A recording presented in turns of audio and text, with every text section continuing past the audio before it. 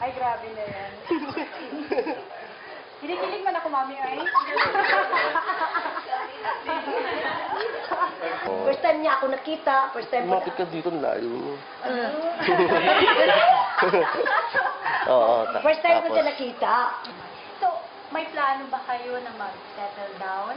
Or gusto niyo rin ba hindi na magkaanak? May mga ganun bang plano? Hindi, wala pa kaming plano na gano'n kasi sa ngayon, basta may respeto kami sa isa't isa at nirespeto rin ang desisyon ng kamag-anak niya o ng mga anak niya, doon muna kami. Ito, ano naman, pwede niyong sagutin o hindi. Kamusta naman ang sex life ninyo ni Mami? Ano Okay, ang ano? okay. Okay naman.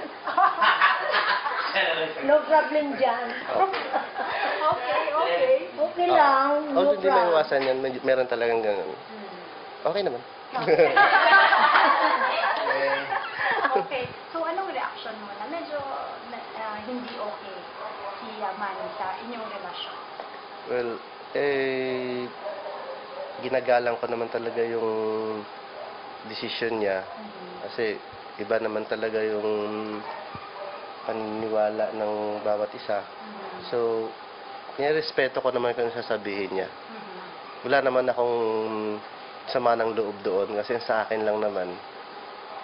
Wala akong magagawa. Mahal ko nanay niya. So, ano naman yung reaction mo sa mga bumabati ko sa'yo na pera lang daw ang habol mo kay Mami G? Yun. Although mahirap naman talaga ipakita sa kanila na pera lang ang habol mo. Ako naman kasi, kaya ako nagsusumikap ngayon, kailangan kong bumalik ng barko para may sarili akong kita, para hindi nila iisipin na ibang tao. Tsaka makita na rin ng mga kamag-anak niya na kaya kong patunayan na hindi pera ang habol kasi gusto ko magtrabaho. Kaya ko. Kahit tinatanong pa ako ng attorney ni Manny noon na what if after ilang years na wala nang support na manggagaling sa mga anak, kaya mo bang buhayin? Sabi ko, kaya ko. Kaya ko. Dahil magtatrabaho ako. Kung hayaan niya ako mag-abroad, hayaan niya akong bumalik-balik sa barko, kaya ko siyang buhayin. Yun ang sagot ko sa kanila. Paano naman magmahal ang isang Mami Jun sa Pacquiao? Malambing. Oo, talagang chinecheck ka. Oras-oras. O, kumain ka na ba dyan? Nung nagtitraining ako, nagpa-process ako ng papers ko, talagang chinecheck niya, wag kang paulan, magdala ka ng payong. Alam mo sa Maynila ngayon, laging may medyo hindi maganda panahon. So, lagi siya. Malambing siya, maalalahanin. Kaya yun yung mamimiss ko sa kanya pag umalis ako. Oo. Okay. So, ano naman mensahe mo sa lahat ng mga bumabatikos, sa lahat-lahat ng mga medyo nag-aas, nagdududa sa pagmamahal mo, sa intention mo kay Mami? Well, masasabi ko lang,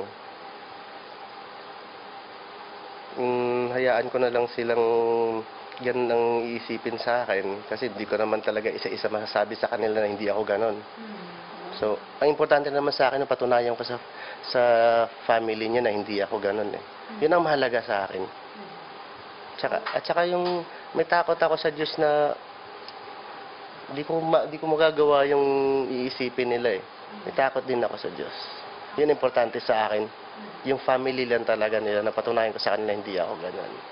Yung reaction mo na finally nagsalita na yung pamilya ni Michael, aprobado sila sa'yo? Siyempre, masayang-masaya ako. Lalo na tumataba ang puso ko. Malaking inspire ko talaga sa buhay ko. Parang pasalamat ako sa Diyos. Una akong ipasalamatan.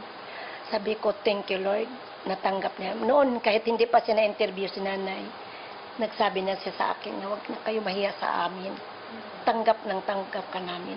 Wala kaming magawa. Kagustuhan to ng anak namin. Importante lang nga, masaya kayo habang buhay. tanggap ka namin. Hindi namin hadlangan ang anak namin. Kagustuhan niya to. So, Mami, paano mo naman magmahal si Michael sa'yo? Paano So, ka inaalagaan ni Michael? Sobra. Hindi lang kay ako nagsalita, nakita ng anak ko. Yung anak ko sa Cedra napunta dito, nakita niya yung nahihilo ako. Nakatikim dito sa first time niyang alaga sa akin. Nahihilo ako, sabi niya, hala, sa wala pa ako dito, maganon ka, kawawa ni mo, no? Sabi niya, kawawa sa'yo. Oo, ganito. Sabi niya, naku, kung wala ako, paano na lang ka? Kung wala ako, paano na lang ka? Ganito ang buhay mo, nagsumusuka. Suka ng suka, malayo ang kwarto ng yaya ko, layo.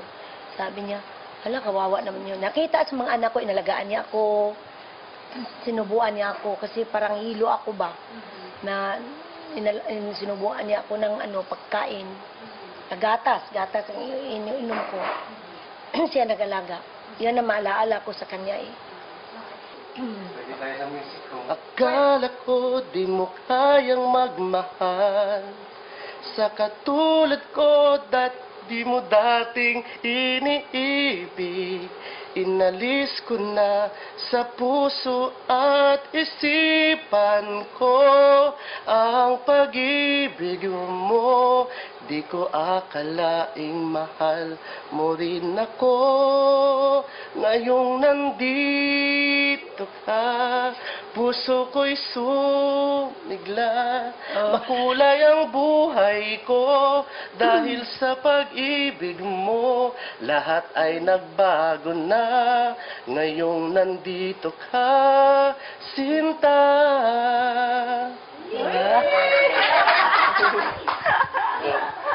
Yun pala.